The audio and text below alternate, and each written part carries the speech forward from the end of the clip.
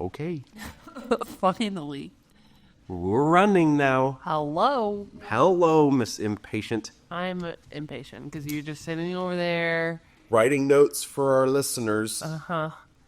I'm Stephanie, Oh, yeah, and I'm Jeff. and we are doing a podcast of me rewatching one of my favorite shows, Supernatural, and it's his first time watching. We're going to watch all 15 seasons. However, there's a catch. I've made a deal with the devil. Wow.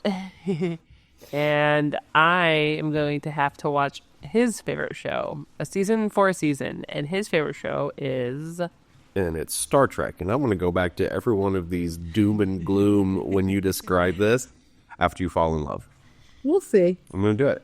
This We'll is what's see. going to happen. It's okay. I think it's going to be amazing. We'll see. That makes one of us at least. Okay. Mm-hmm. All right. Well, Either way. This week we watched season 1, episode 8, entitled Bugs.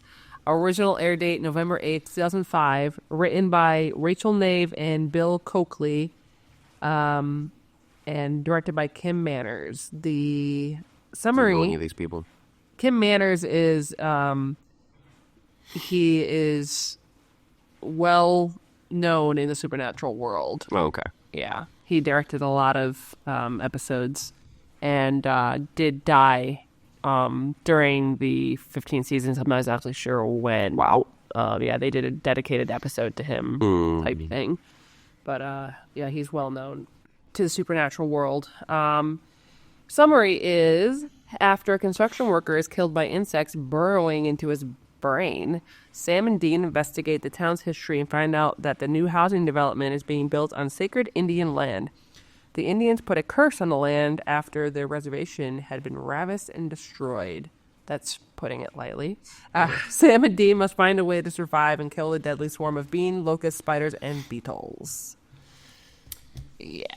Okay. Yep. First comment. Oasis Plains, Oklahoma. Shout out, Oklahoma. I did some research. Turns out that half of our fans listen from Oklahoma. Oh. Did you know that? Half of them. Half of them. Mm-hmm. Yep. Us and them. Shout out to Christy and Jay, our executive producer, and Jay, his Research brother. assistant. Either way, I forgot to check. I wanted to see if Oasis Plains actually exists. It sounds like it was the neighborhood. Yeah, Oasis like a Plains. community. But even I'm trying to remember off the top of my head where they drove out. Like Palisades or something like that when they drove out to the reservation. That didn't ring a bell. It definitely started with a P, but I can't remember the name. Backstory is that my family has been in Oklahoma for nearly 100 years at this point. Whenever we immigrated to the country, we were in Oklahoma, and everybody until my mother's generation stayed in Oklahoma, and they're still out there. Brother's still out there, uncle is still out there, mom is out there. So we've got a very strong familiarity with Oklahoma. Mm-hmm. So I'm trying to remember the name of the place now. I should have wrote it down. But none of the towns that they were in sounded familiar, but that's not to say they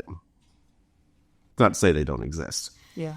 But it goes back to the original back and forth. Do they make up names or do they use real names? Well, our executive producer said that it's a mix. Yeah, that is true. That is fair. Well, now I want to Google it. Well, what was your impression? You were prefacing last week with some not happy notes. Yeah, this is definitely not one of my favorite episodes. Though I will say, on a rewatch, there's actually some really, really good Winchester family gold in here. You get a lot more backstory. You get a huge insight into Sam and his dad's dynamic. Because up until this point, all we know is that Sam took off for school and he's been trying to find his dad since Dean picked him up. We didn't know that there was a fight of sorts. We didn't know that they butt heads a lot. We didn't know that, Sam felt a certain way about his dad. So this episode actually was really big in Winchester family dynamic development. So there's definitely some good spots in this episode that I forgot about. But the monster of the week, so to speak, part of this episode, not pretty cringy. in Stephanie Land. Yeah. And I noticed some more things this time around, having worked in the film industry now, that I didn't notice before, which we can maybe get into. But what were your impressions? Yeah, there's a lot of bullet points in that. I like that. That was a great Stephanie synopsis. Yeah, I can't wait to dig into every one of those points. I really enjoyed this one. This was probably... Interesting. Yeah, Well, because you've been waiting for that backstory. It's that narrative, yeah. They really unpacked. They gave us a lot to build the overarching storyline. Like, in all honesty, for every show that I watch, it's about the world. I fall in love with the worlds. I don't really care about the episodes near as much as how much are they pushing the big storyline. Now, that obviously has a big caveat. A really good episode is going to be very enjoyable anyway. But getting to see the big picture, getting a bigger glimpse. So I really like that portion, the fact that they just stopped everything to give us a few moments of understanding better what's going on. And we can get into that part because there were some other things to talk about in there. But I'm excited about it. I'm really glad that they did it. It felt awesome. And what was the other part? I didn't think it was that bad. But this is also, I'm going to say that, this was also the most ridiculous episode so far.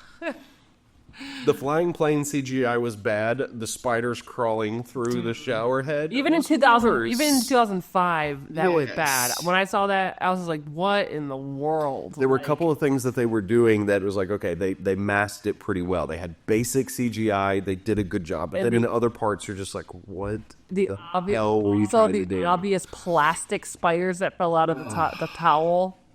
Yes. It was so bad. They went to the arcade to go pick those up. Like, the budget was 20 tickets each. Like, there were so many really terrible visual and special effects in this episode. Yes. It was just... And then we'll talk about the end as well as we progress through. But this was the most ridiculous episode so far. Yeah. But I did really like it. I don't want it to sound like ridiculous is a bad thing. It was just bad. Well, the monster part you didn't like. You liked the backstory part. Yeah, we could have snipped all of those out, like comic book variation of this. You can just cut out all of the squares that had to do with the monster of the week, and I would have liked this episode just as much. It was all storyline. Yeah, I did like that. I like the fact that, just on a personal note, I like the fact that I went into Oklahoma, which was pretty cool. Yeah. To Oklahoma, and variants of getting to see that world. And there were a couple of parts where they got it right. Like in how they portrayed, which was really interesting because they were shooting in Vancouver. Mm-hmm. So they're shooting in Vancouver and creating a model of what Oklahoma feels like. And, they got this new development and it looked, the region looked fine. It wasn't mountainous peaks in the background or anything. And I was like, all right, that's fine. But it kind of looks like every other suburb that goes in anyway. But then whenever they went over to the reservation, and the reservation was run down, they had tarped roofs. People hanging out in small diners in the middle of the afternoon, implying that this is just a poverty-stricken area. That's true. That is 100% accurate. You can tell that you have driven onto reservations. You can tell that you've driven into Native American territory because it just looks like you've gone into poverty. I don't know how or what element of research they did to discover that, but they nailed that one, and I was getting ready to hang them up for it. Well, they definitely do have research people. Sure. And I was just surprised they were able to find, like, where did they shoot all of this? Like, I mean, there was a lot of, I don't know. It was a lot. It wasn't just finding a calm neighborhood. They had to find partially constructed homes. They had to find rundown homes that had missing roofs, even if they put the tarps on the roof for the reservation. Yeah, the locations department was working overtime on this episode. Well, I wonder, could they have built... like the rundown diner where they talked to Joe. Maybe, yeah. I forgot his last name, but could they have just built it? Because it looked run down. Maybe. And it was small. Maybe. Yeah. Oh, possibly. Okay, cool. I like the fact that Dean, after they were doing the hustling, I'm guessing they were at home in Kansas or something along that line. Oh, they're just on the road. They don't really go home to Kansas. There is no home. They don't have a home, really. Okay. Although, ironically, the next episode is entitled Home. So he was hustling at the bar and came out, and they talked about, we could get some day work. The irony of Dean, who I have continually said needs to be in jail. Like, can't we just do some honest work? should we do honest/legal work or fun and easy? So I had to jot that one down because the con man talking about we do this because it's fun and easy was just hysterical. It's like they know we know they know, and so they just played in with it anyway. But Oklahoma Gas and Power. Let's talk about this. A statewide utility company that was just lazy. I mean, I thought that was lazy. It doesn't exist. Yeah, but they also can't use a real company name. No, but they could still just make up a region. Just make up something that sounds a little bit more. Salisaw Power and Gas, whatever. Oklahoma, but is from Michigan? Is there a Michigan utility company? I don't know.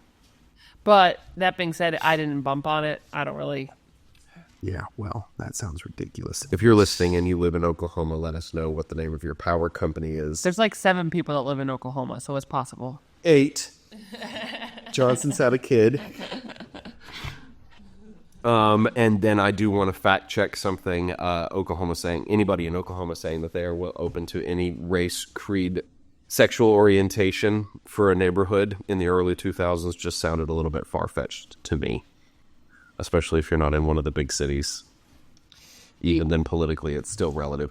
In this last election, they called Oklahoma as soon as the polls closed. Like, that's how extreme it is. Within seconds of the polls closing, they called Oklahoma. Because it's just that deeply embedded. Yeah, I mean, it's unfortunate, but you're probably true. I don't know enough about Oklahoma. That being said, that is kind of an ongoing joke throughout the series of the brothers constantly being mistaken for... It's still funny. For not brothers. Yeah, it's still funny. It was way out of character for Oklahoma. And this was what, roughly 2005? It was 2005. I was living in Oklahoma in 2005. Oh. And in 2004, in that election, they called it immediately. And I think out of the entire state, I think there was something like, I need to be fact check on this, but I think there's 96 counties in Oklahoma, and one of them voted blue. All the rest of them were. I think that's right. I'll need to double check on that. Now, that being said, red versus blue doesn't necessarily mean pro or not pro. True.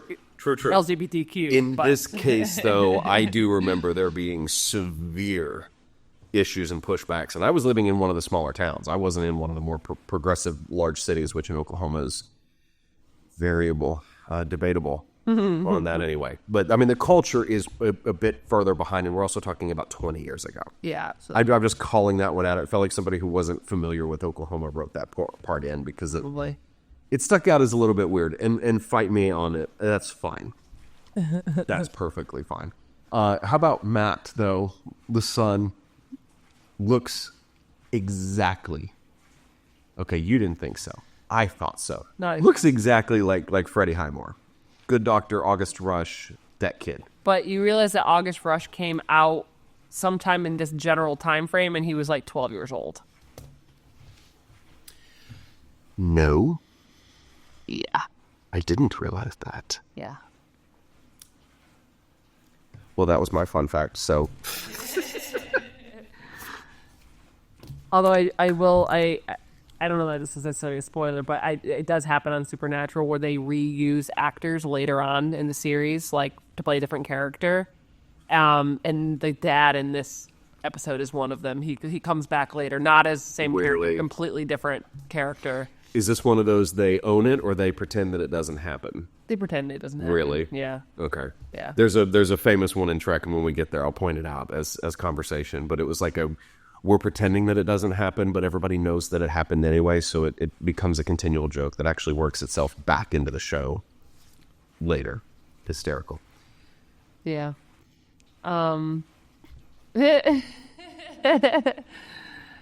So, wait, what's your next bullet point? Groin shot. Groin shot.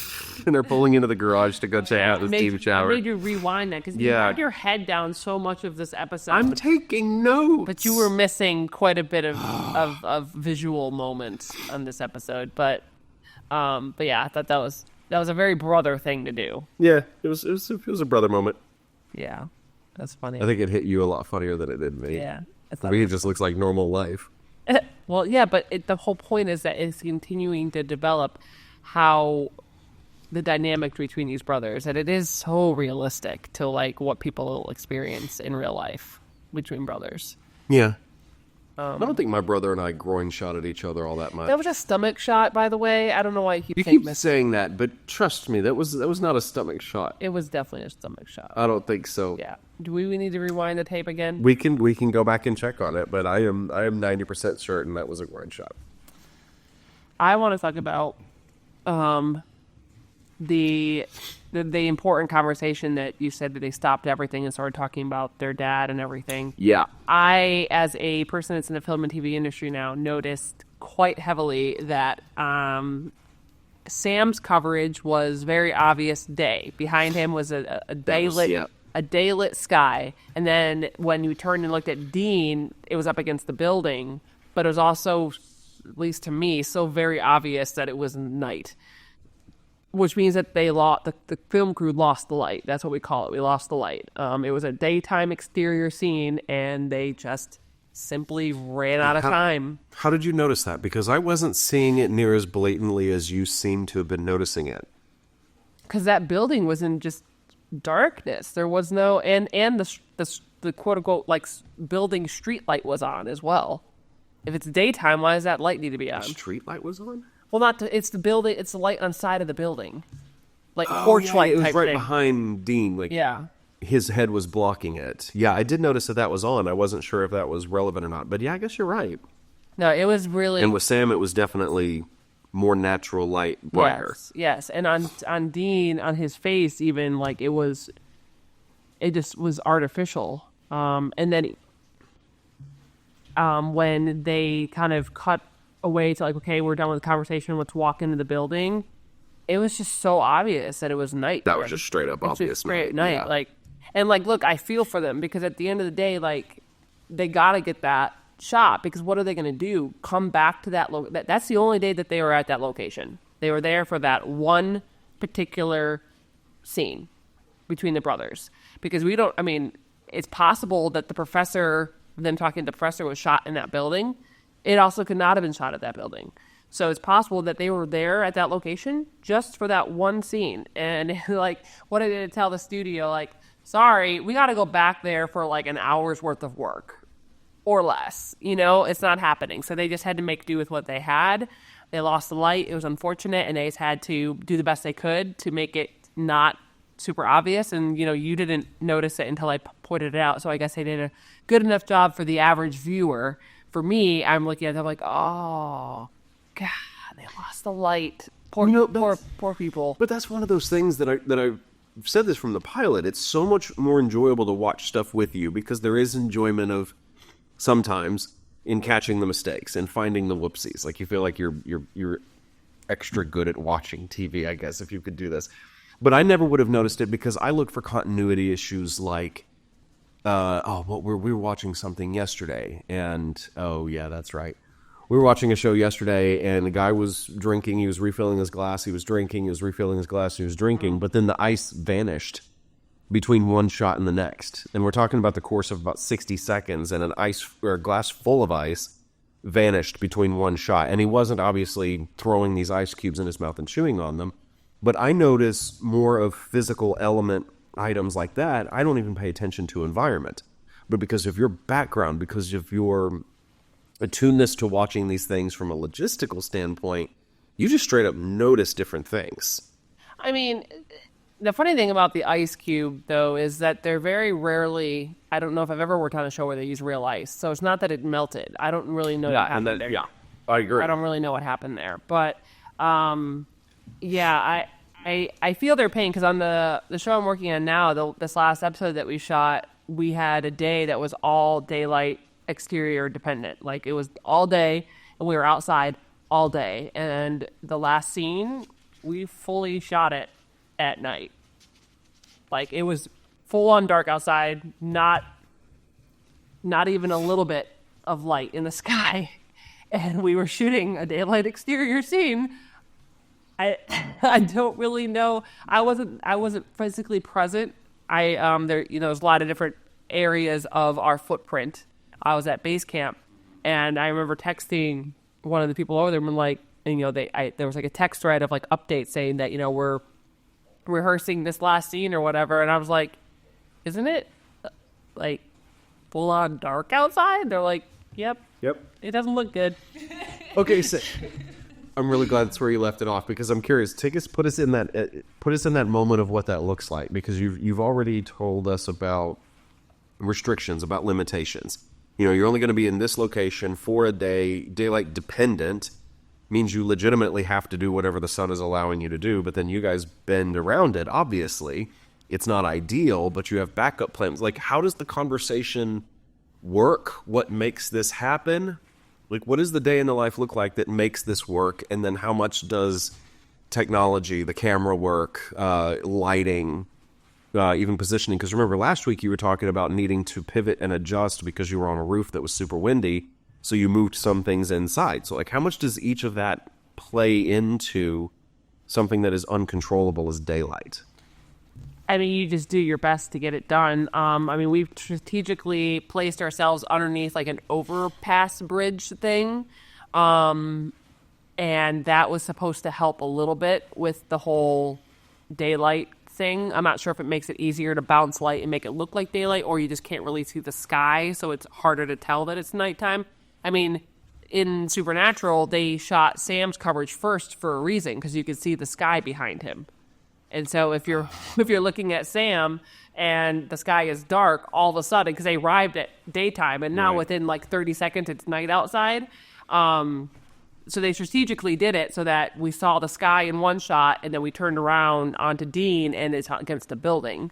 And so it's harder to tell that it's nighttime. So they did that on purpose. And I guess all this goes to say that 45-second conversation, okay, maybe call it 2-minute conversation, it's clear that it took hours to film. Yeah, it none of these 2 minutes. And none of these things, for those that I don't know how common knowledge this is, but for those that don't know, typical TV and film is even lower page count. On a typical TV day, depending on what you're shooting, you'll get anywhere between 2 pages to like 10-ish max. Shot during a day, and a script is usually maybe around 50 pages or so. The idea is that 1 minute or 1 page, 1 minute. So if it's a 45-minute episode, maybe about 50 or so pages of content. And so if you're thinking about it, you're taking, and I would say average, it's like a 6 or 7 pages that you shoot a day. So you're taking 12, 13 hours of shooting to do, 7 pages, 7 minutes of the TV show. So then in a perfect world, if everything goes exactly according to the plan, it can be shot in roughly 8 days. 8 or 9, yeah. And then, and that being said, some bigger things like big stunts and stuff. Other day we were shooting some people jumping off of a building, stunt people, of course, jumping off of a building, and it is one singular part of a scene this singular part of the scene, okay, there's a big scene, and these people jump out the window. The amount of time we see that actually happening, the jumping out the window, is what, maybe 2 seconds? And this was just one part, the actual them falling, wide shot of them falling, of that 2 seconds. And that particular part, the jump, was like parted out in 6 different ways. It was like, scene, I'll just call it scene 10 part 1, scene 10 part 2, scene 10 part 3. And we had to shoot all these different parts just for this 2 seconds of the characters jumping out of a window. And so collectively, I don't even know how many hours it ends up being. It ends up being, I don't know, probably at least 8 hours for this 2 seconds. And that's because that particular type of scene, type of moment takes a lot longer to put together versus 2 people sitting at a table talking to each other.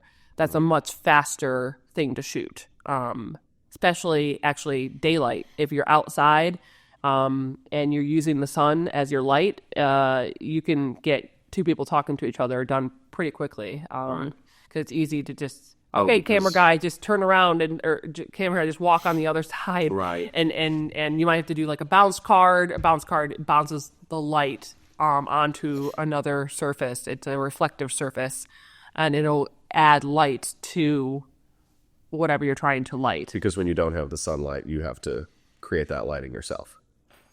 Yeah, I mean, you're still using the sunlight most of the time, but you're reflecting more of it onto the surface that you're shooting, the person that you're shooting.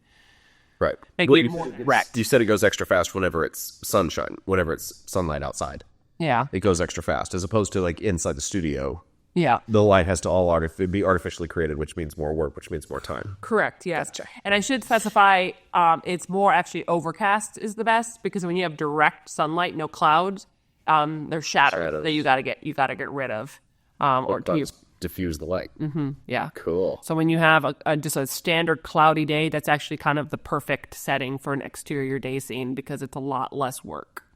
But if you're doing anything... And consistent light, too.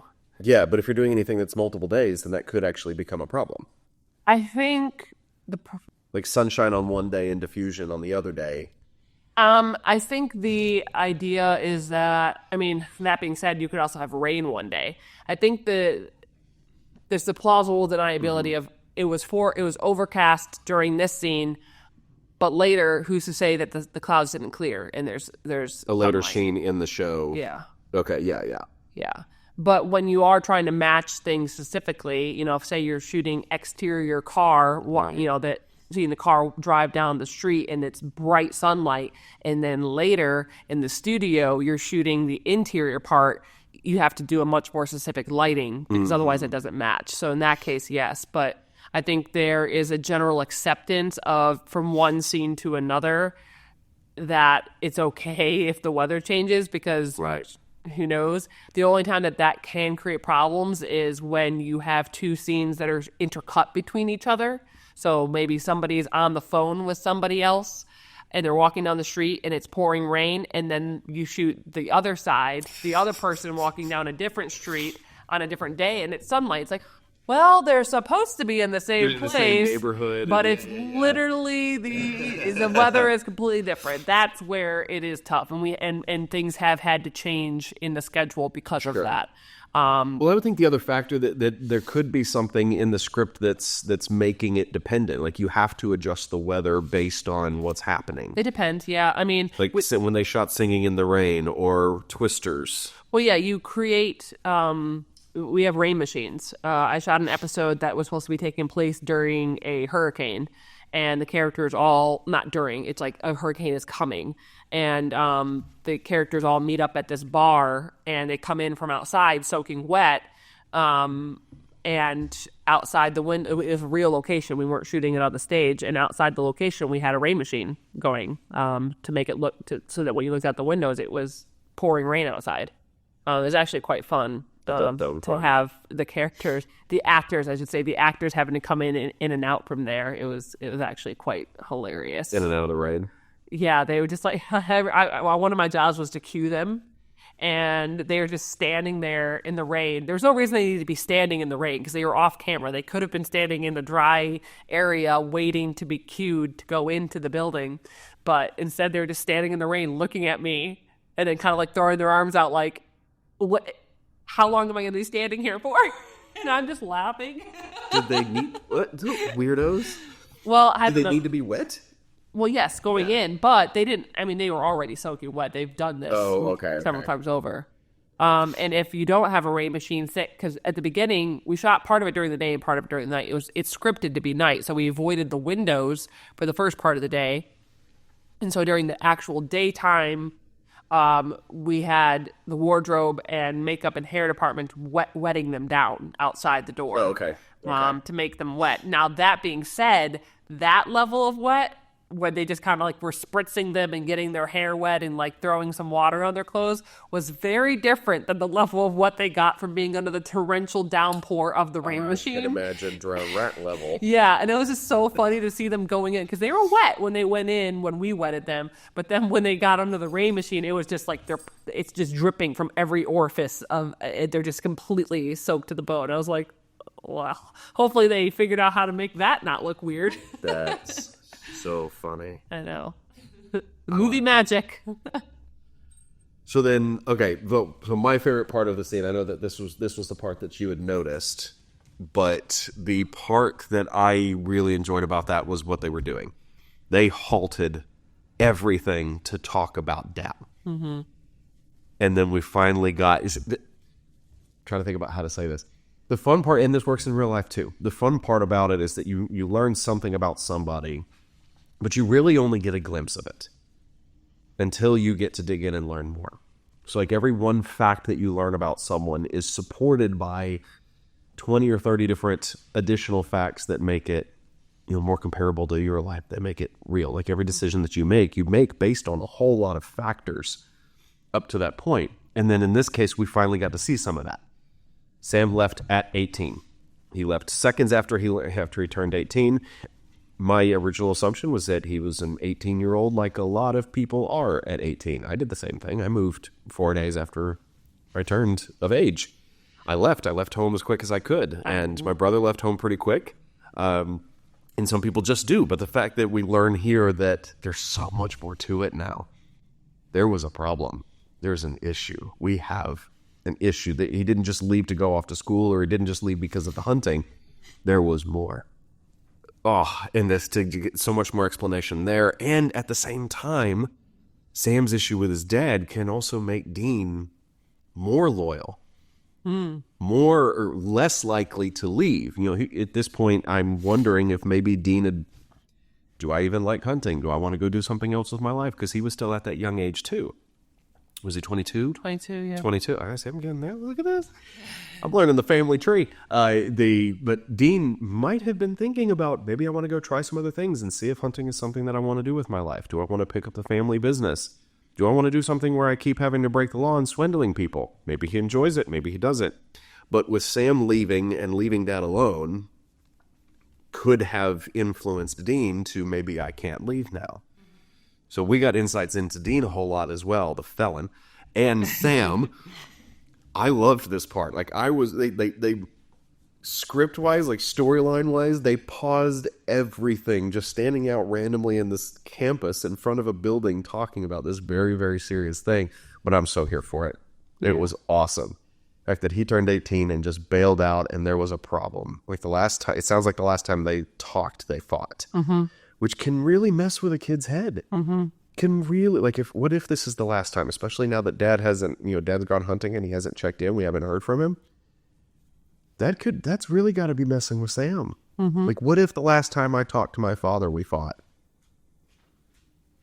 That's got to be bad. Like, the guilt that comes from that has got to be really rough. But I'm so glad they gave us more. I am feeling the return of Jeffrey Dean Morgan. I'm feeling it coming. I'm feeling it. Well, they're going home next, so we'll see what happens. There's somebody's going home next. I'm not even. No. Because I know sometimes you like to play into the spoiler alert that I have. Sometimes you like to mess with it. Like if I'm waiting for a knock on the door, you and I are going to be sitting there at the table and you're knocking at the table just to fuck with me. You do like doing that, so I just don't even believe you anymore. But I love the fact that they did that. I love that they took the time to go do that. And then at the end of the episode, too. Oh, and they had been building it. They'd been leaving breadcrumbs along on the episode, too, leading up to that moment outside where, he was talking to Matt and telling him, yeah, he's like, it'll get better, and, da-da-da-da-da, and then Dean being like, really? Huh. Maybe you should stay home with your dad. Like, maybe family matters. Yeah, you should. Like, what kind of advice is that? Telling him to ditch his family. Maybe the kid should be loyal to his family. Making all these like side comments. And to Sam's credit, being like, okay, this is not about this. Like, let's actually just get down to what it's actually about. And so credit to Sam for that, for just calling Dean on his shit, basically. Well, that hits something that you introduced to me years ago, and I loved it. It was asking what's the question behind the question, and I've seen that to be so useful because there's also a statement behind the statement. Somebody says something, but they truly and genuinely mean something else. Now, this is an almost comical representation of that, but they were asking. This was not about Matt. They're talking about Matt's duty to stay home or Matt's ability to leave here in a couple of years when he gets to be, no longer has to be the weird kid. He can go off and be his own person and get away from his dad who he feels is embarrassed by him. Yeah. And then it turned very quickly away from this isn't about Matt anymore at all. And they do that a few times. They did it in the last few episodes. I think they've done it consistently in the last couple of episodes. Yeah. And so I love that, but also that you put a title to it. You put a phrase to that concept for me. Really I don't know that I came up with that phrase, question behind the question. It's something that... I think you didn't. I think you told me then that you didn't. Yeah, I don't know if it's common in the industry, or I just have come across it in my part of the industry, I should say. But the idea behind it is, someone will come up maybe and ask me, what time do you think you're going to need so-and-so on set? And I ask, well, what's the question behind the question? Basically, why are you asking me that question? Because the why of why you're asking me that question could inform the answer. Mm-hmm. Or I might answer the question, be like, oh, I don't think it'll be in for a couple hours, but what's the question behind the question? Because I'm your boss, and if there's a problem, I should know. But sometimes the question behind the question will inform the answer that I give, or I just simply don't have enough information to answer the question, so I need you to explain to me the question behind the question or the reason for the question. It may save the time, too. Because if there's a question behind the question and you answer what they actually asked, then they're still going to be back and forth until you actually get around to the true question behind the question that you're trying to answer anyway. And sometimes the person asking the question doesn't know enough to know that that's not the right question either. Mm-hmm. And so you just need more information. And instead of saying, well, why are you asking me that? It's sometimes just easier to say, what's the question behind the question? Because it's all encompassing. It's not, because I could ask, why are you asking me that? Why are you asking when so-and-so needs to be ready? Right.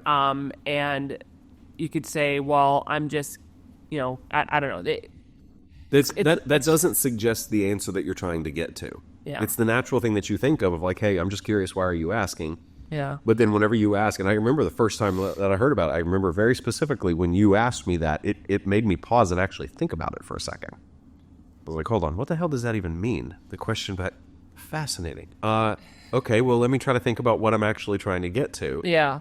And it does. It helps you bypass a whole lot. But it also, it's novel. And so it makes you stop. Yeah. It makes you stop and focus for a second.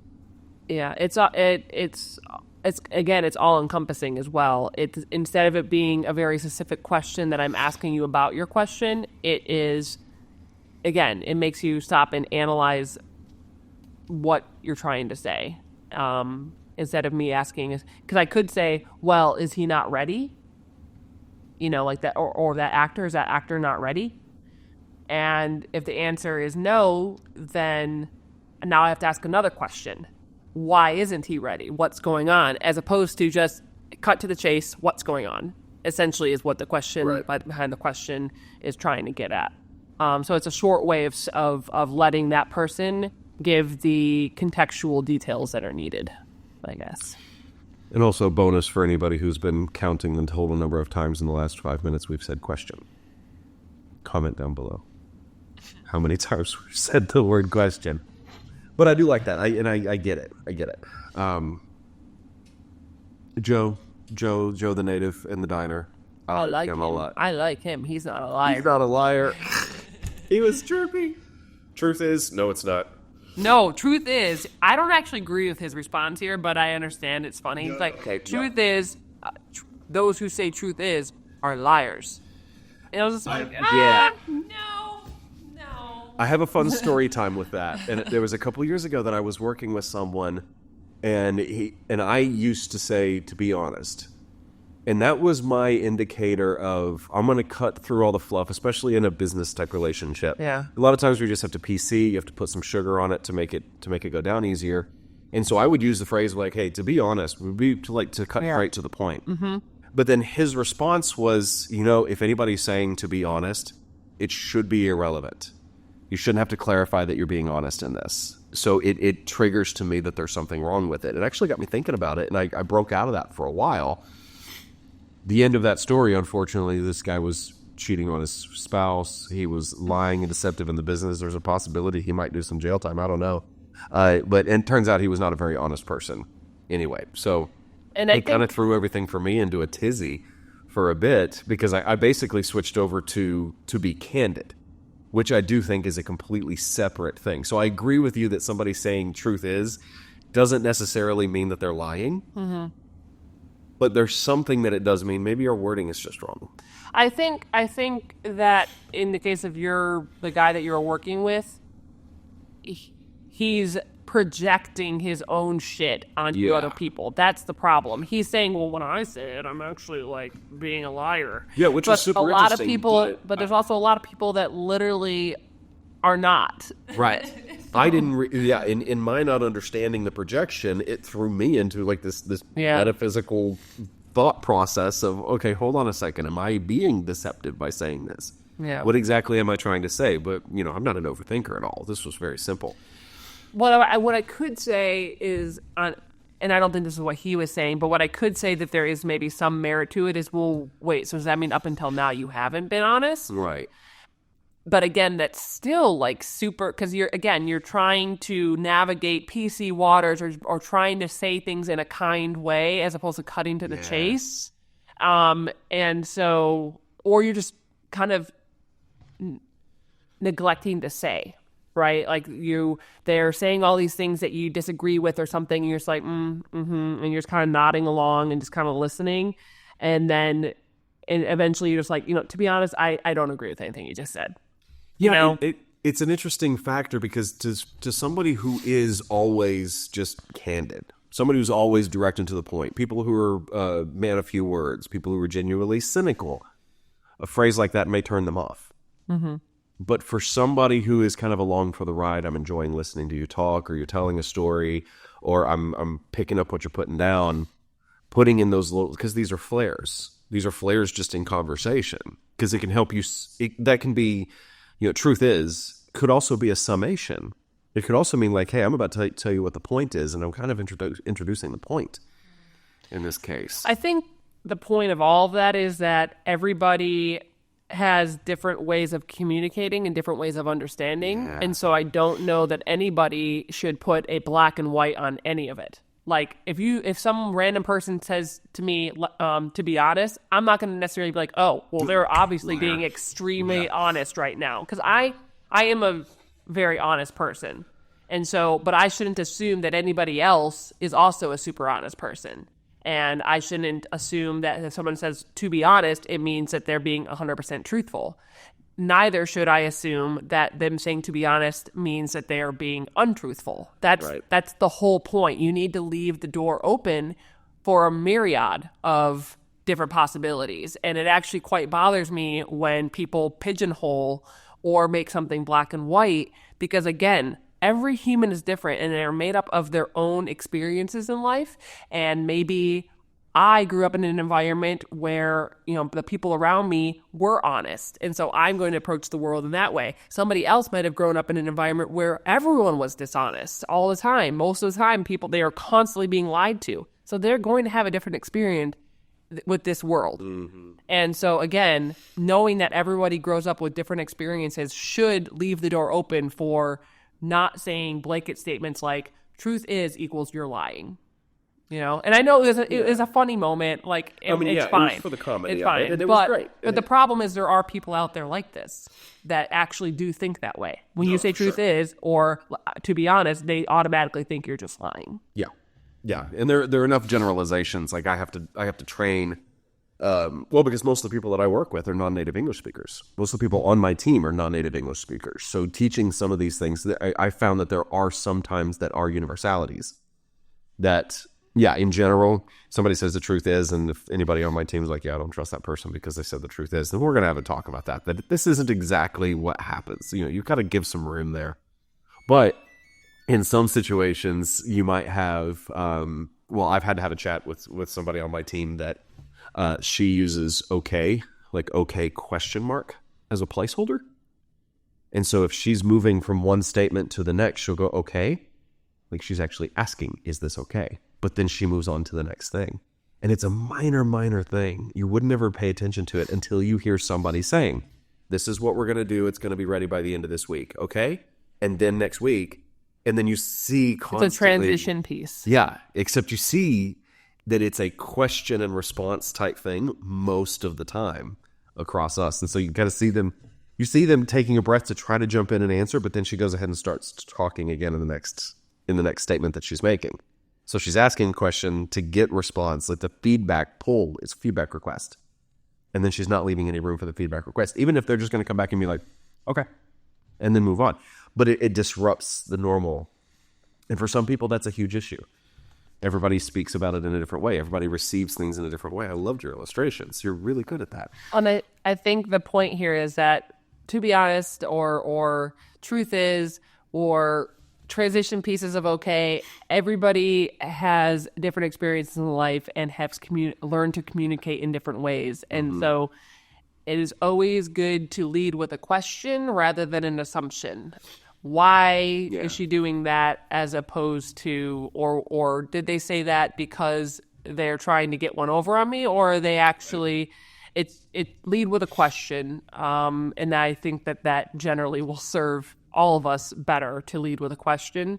And another one that I run into a lot is those who are quite offended or upset by not introducing, I think affected maybe, by someone not saying good morning before jumping into something. Hey, hold on. No, listen, wait. This is getting personal. No, actually, I'm not talking about you at all. Okay. But someone who might get upset if you walk into the room or whatever without saying good morning and you just jump into like a work thing, right?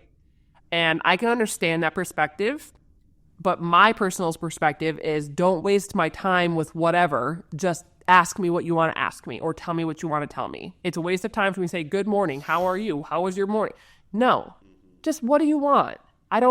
You're wasting my time by going through all of this. Just tell me what you want, because I know you didn't come in here to chat. You came in here to do a work thing, which is perfectly fine, because guess what? We're at work. Now, that being said, when I learn that somebody is a good morning person, I will make effort to say good morning before jumping into the work thing. But what I don't see very often is those that are good morning people doing the same for me. Knowing that I prefer to just jump right into it, I very rarely get a good morning person that won't still say good morning. And I think, again, the idea there is that everybody has different experiences and different preferences and different priorities. And for me, I don't get offended if somebody says good morning, but I am kind of like, okay, what is it? Like, I'd rather just jump into it. I don't get offended or upset at them. Because I understand that people are different and they do things differently. Right. What I don't like is when someone gets visibly and quite aggressively upset at me if I forget to say it or don't know that they're a good morning person. So again, I will go back to everybody is different, and we should allow for people to be different without assuming automatically that they're an asshole or whatever, or they're wasting your time. And I think that was one of those things, just a minor passing. They don't even get docked any points for it, but I just find it interesting, is they could have made it more culturally relevant by placing this one in Oklahoma. Oklahoma is one of those areas that you do have. I mean, because I grew up in Tennessee, families out in Oklahoma, born in Texas. That the nicety on the front end of the conversation is very, very, very normal. To the point that if you don't do it, you kind of stand out immediately. That if you go into the gas station, somebody's going to say hi, they're going to give you a nicety, you have to return the nicety, and then we actually begin with the purpose of the interaction. And your Michigan/New York, it shines through hearing on that. But if they had gone in and done that, just had the guys go into a bar in Oklahoma instead of Kansas or wherever they were at that time, but having them go into a place, or Larry, when he answered the door, do a couple of minutes of niceties. Dean just jumped in, is like, hey, is this where the barbecue's at? Which I respect him going straight to the point on the barbecue in Oklahoma. But having Larry kind of play back and forth a little bit with general just shooting the shit before they actually got into talking, that would have been a little bit more on topic, on point for Oklahoma as well.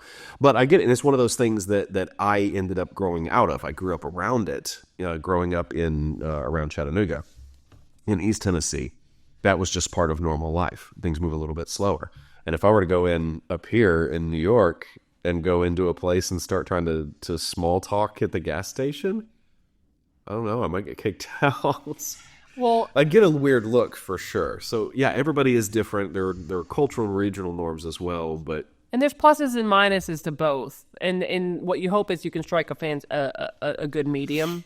Well, just being okay being different. Yeah. And that's fine. But I understand what you're saying, though, is that getting upset, somebody getting upset about you're not doing it my way or you're not doing this pleasantry. Yeah. Regardless of whether or not you operate that way, regardless of whether or not you even think it's appropriate in the circumstance. I get that. Like, I remember one time specifically, I went up to a van, and I spoke previously about how we have van drivers that will take you from one place to another in the general area of set, like base camp to set to holding, catering, whatever. So we have these vans, and their purpose is to be able to shuttle crew around. And I went up to a van. They said, "Hey, do you mind? Could you take me to set?" And this is the first time I'd seen him that day or whatever. And he looks at me very seriously and was like, "Good morning." And I was like, "Okay, good morning. Can you take me to set?" And it's like, and I didn't say, "Can you take me to set?" I said, "Hey, can you take me to set?" But because I didn't say specifically good morning, let him say good morning and then ask the question, I was in trouble. I was like, this is not cool. And also, we'd been in for several hours. It wasn't like, it was the very first part of the morning. And I don't know, like that, it just rubs me the wrong way. I'm like, you're letting this thing not ruin your day, but you're letting this thing bother you so much that you have to reprimand me. But I didn't grow up the way that you grew up. I didn't grow up in a place, a household where if you didn't say good morning and ask about someone's day, you were a rude asshole, And that's interesting that you were, and let's make note, this happened in Brooklyn. Yeah. As well. So you crossed his boundary of I don't even know what to call it, politeness of working ethic. Yeah, I don't know what to call that, but I find that really interesting. That's fascinating. But again, when I find out someone's a good morning person, I call them good morning people. I try to make an effort to always say good morning to them. Category for them? Yeah, the good morning people, the GMPs. Because there's also people that are more like me who are just like, okay, what is it? Yeah. I might say hey, good morning, how are you? And they're like, fine, what do you need? And I'm like, oh, you're not a good morning person. Great. I can always just jump right in with you. This is great. I love this. Wait, I feel like I need to know how are you in private life because I need to figure out if I've been screwing something up all this time. I would say I still lean on the same. But the thing is, in private life, there's not oftentimes something that you need to get at. Sometimes there is just literally hi for the first time of the day. Yeah. Whereas at work, if someone comes into my office, they're not just coming in to say hi. They're coming in for a specific reason. Whereas if I wake up in the morning and I come out here, you don't necessarily have something you've been wanting or needing to talk to me about. You could just be saying, oh, for the first time today, I've seen you, so I'm going to say good morning. Yeah, the standards of business. Yeah, I get that. I would say that it's more, I'm more that way with at work, definitely. Or if, there's a transaction at a gas station, I'm in there to talk to this person for a specific reason, not to have a conversation. Yeah. I have found that hi still occurs, which is good because it's just part of hi or hey. Yeah. Hey, can I, whatever. Part of my not understanding the stereotype, and I'm still standing on it. I want to create some kind of content or write a book or something about all the stuff that I thought was a stereotype of New York and how much of it was wrong as from the southern perspective. But hey is still norm. I expect to just walk in the door and just get what do you want? But that obviously doesn't happen. And I almost always add a hey, and they're like, hey, do you mind da da da da da? I won't necessarily say hey. There's still and then wait for you to respond. There's still plenty of thank yous. There's still all of the norms. Yeah. Which I appreciate. I like that. They just get bundled. Yeah.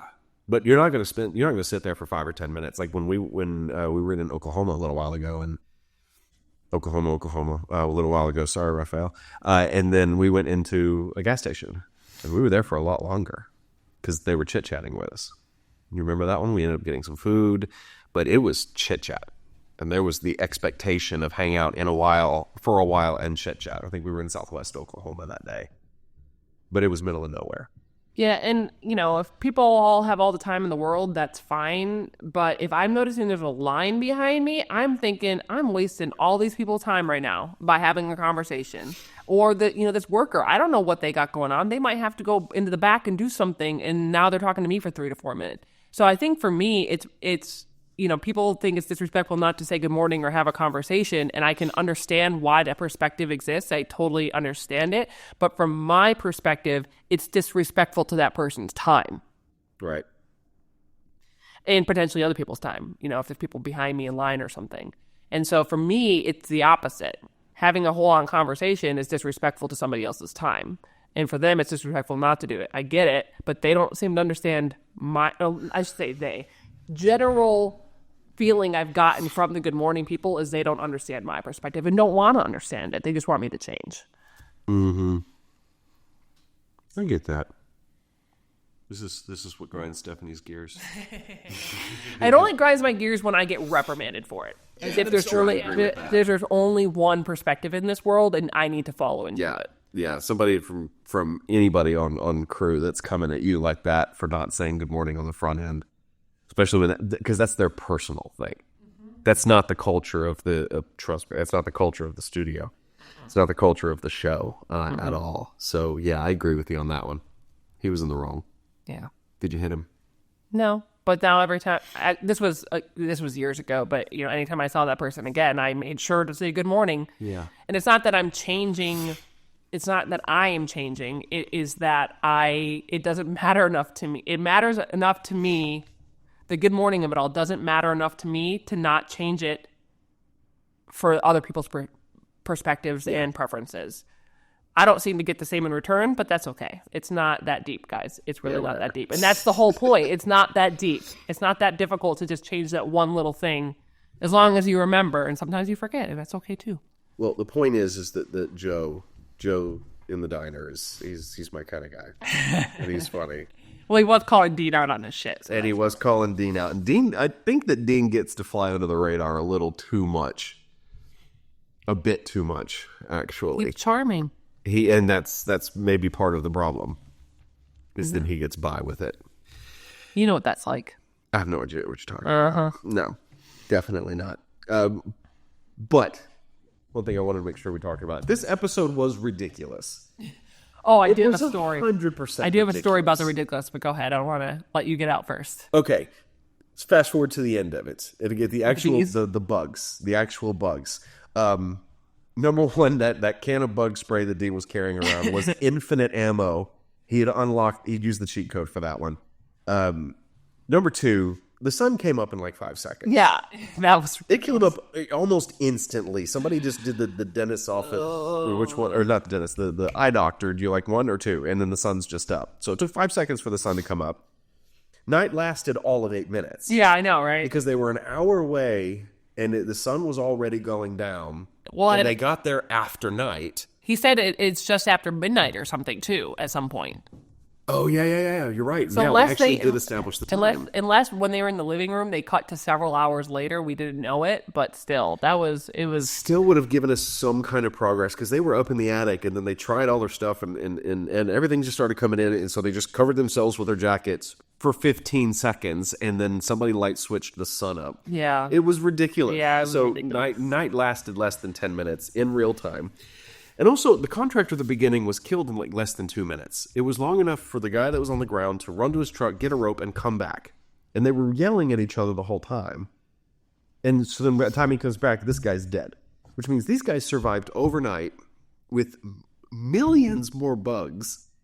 This was ridiculous. Well, fun story about that last scene in the attic. They had real bees there. I forget how many there was, but it was like 600 or 6,000. Like for filming, they had real bees? Yeah, they had real bees. And the actor, the bee, anytime you have animals of any kind, you have to have an animal wrangler. Like even the cockroaches in the backyard, they had to have an animal wrangler that day to make sure that the animals are being treated correctly and appropriately, and to take care of the animals, essentially. And bugs are animals too. Hashtag bugs are animals too. But the bees, there was, I think there might be behind the scenes commentary about this episode, or maybe it was just like an interview later. But I think it was Jensen who was talking about how the bee wrangler was like, he's like this Canadian guy being like, oh, don't swat at the bees, eh? And so he's like, but like there's bees all up in my face, and the character would be swatting at them, but because these are animals that we do not want to harm in real life, they can't swat at them. And then the best part is these thousands of bees or whatever it was did not show up on camera because they were so tiny that they had to add digital bees anyway. So all of that for them to not, like, they just ended up having to do it digitally, essentially. That sucks. And Jensen got stung. He was the first one to get stung in there. And, like, it was just... So he's died for this. It was just poor planning. Yeah. Like, why did we think we should throw a bunch of real bees at these actors and then tell them that they can't do anything about them crawling in their face and all over because you don't want to harm the bees? I totally support not harming the bees, but why did you not also check beforehand? Why didn't they do camera tests for hair and makeup and wardrobe and all of these things? Why didn't they test the bees? To see how the bees would look on camera. The camera test for hair, makeup, and wardrobe, that's like that happens before series start. They don't do that with every episode and stuff. That's not a thing. So there wouldn't be a normal expectation of, hey, let's introduce a variable like bees that we haven't done so far, and let's not worry about what they look like on camera. I don't know, man. They clearly have made some mistakes in this episode as a general rule, but yeah, this was a brutal episode. As far as the actual episode, yeah. Anytime you saw bugs, there's an animal wrangler, and it's just real bugs. The real bugs. Not the plastic spiders. Not the 2D, like almost looked like they were drawn onto the tile in the bathroom. In the shower. Yeah. Oh God, they were like black smudges. So it was those were charcoal painted spiders. Yeah. Honestly, they weren't. It was so weird. Yeah. But it was a ridiculous episode for sure, but also we got the good backstory, and it pushed everything forward really, really well. Yeah. Eric Kripke has said that the creator of the show, Eric Kripke, said that this goes down in like one of his least favorite episodes in the series. So, okay. I mean, I can understand if somebody really liked it. I get where they liked it. Yes. If somebody really didn't like it, I get why. There was some good goal, and I think he's looking at it from more in terms of like monster of the week. You know, like how did they pull this episode off very well? Do this as a story? How did we actually do this as a show? This episode, did we pull it off? And they did not pull off this episode. No. There was some good backstory content in it, but that wasn't what the episode was about. Right. And as a general statement, the episode flopped, because of them not being able to pull it off, essentially. Okay, yeah. So, favorite parts, not favorite parts? The showdown in front of the school, talking about Dad and Sam and Dean. We're talking favorite part, right? Yeah, Dean telling Sam that his dad would stop by Sanford to check on him, and Sam saying, "You never told me that," kind of accusatory way. He's like, "Phone works both ways, dude." Yeah. And kind of not letting Sam off the hook in a lot of ways. As much as I'm sure Dean does let Sam off the hook a lot because he is the little brother and he doesn't want to put undue stress and pressure on him. He doesn't always. I think this is a really good conversation. I also liked how he manipulated Sam into going into the hole. That was funny. But least favorite episode was just the bugs. Just the bugs in general. It's just bad. Those always get you anyway. The spiders, I think, in particular, were bad. So I'll go with the spiders. Okay. The plastic arcade spiders, you didn't like those. Okay. Or the terribly drawn VFX ones. No kidding. Okay, so your overall about it is you missed a few things that you were thinking about last week when you talked about it, but in general, you still don't really like it's still not a great episode. I wish I could take out the dad stuff and put it in another episode and just make this a general clunker in general, but how many times can I say general? Less than we said question. Okay, what's your favorite part? Was my favorite part? Dude, it was that you called it the showdown. I loved that. Because it wasn't just an info dump. I made my notes that I called it an info dump, but I don't think it was. It was a little bit of a call out. It was a little bit of, this is probably the first time that they've talked about most of the content in there. Mm-hmm. Obviously, dad driving by Stanford, that's one thing. That's, I didn't know. And I get that, but the residual, the fact that Dean was fully caught up to everything that was going on, but he also called out Sam a little bit. This isn't just about, I miss dad. This isn't just about, I really hope we find him so I can apologize. Like, there was an existing dynamic here. Yeah. And Dean, it felt like he got to say some of the things that maybe he's wanted to say for a while. And I think, too, there was also another thing to note in that conversation was he let Sam a little bit of insight into the dad, because he said that he was like, pissed off or something like that. And Dean was like, he was scared. Yeah. Like scared. He was like, yeah, scared of what could happen if he's not around, and that's any parent, but right. I'm sure a parent that knows all these different things that are out there and has already lost his wife to a terrible thing in this supernatural world right. is even higher, especially since he's literally had kind of control over Sam his entire life. He wasn't going off to school every single day necessarily and doing all that. But it didn't end up having that Nemo Marlin super protective relationship as well. Well, he didn't want to let on to Sam because there's this whole macho men don't share their feelings thing. Nemo's dad was very clear about his fears and his care and his love for his son. Mm-hmm. It seems like their dad was more of a tough love. Yeah. He loves you because of how tough he is on you and how much he, is invested in what you're doing in terms of that could kill you, that couldn't kill you. So I'm, he pays attention to that regard, not because he comes home and gives you a hug and tells you he loves you. But also respect to the worked in line of, this is what they talk about when it's on Oprah. You watch Oprah? That was a nice little moment. I dug that. So yeah, it sounds like we're pretty much on the same page. And I think this would have been a really great episode if they had not had such just bad bugs. Yeah. Which, sure, it's probably hard. I know that on Fringe they did some bugs episodes, and same Whiplash, same problems. But okay, cool. What was your least favorite? Same? It was the same. Yeah. The bugs were I like how you've said this before, is if they're noticing the problems, we're not doing something right. And this is an example of that. Yeah. It took us out of it because it was just so bad. Yeah. And you can tell they tried. I'm not making down on anybody. There's so many factors at play that probably made this even more complicated to create this episode than we even understand. Mm-hmm. But it still took me. It still pulled me out of the story.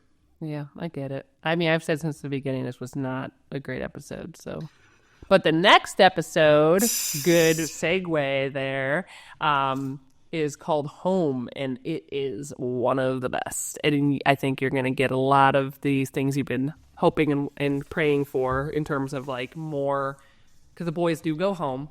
And so, spoilers to Kansas. Hello. It's called Home. It could be anybody's home. Whatever. And so this could have been helping some 21-year-old chick and her little brother get home because they're lost. Whatever, man. But you know what? Spoilers. Know what? Unreal. Are you excited to know you're about to get some more Winchester family drama? I'm excited about doing the next one anyway, but yes, I am. Small clap. Little golf clap. I'm excited. I like this episode. Well, then, I'm looking forward to it. So then I guess that's it. Yeah?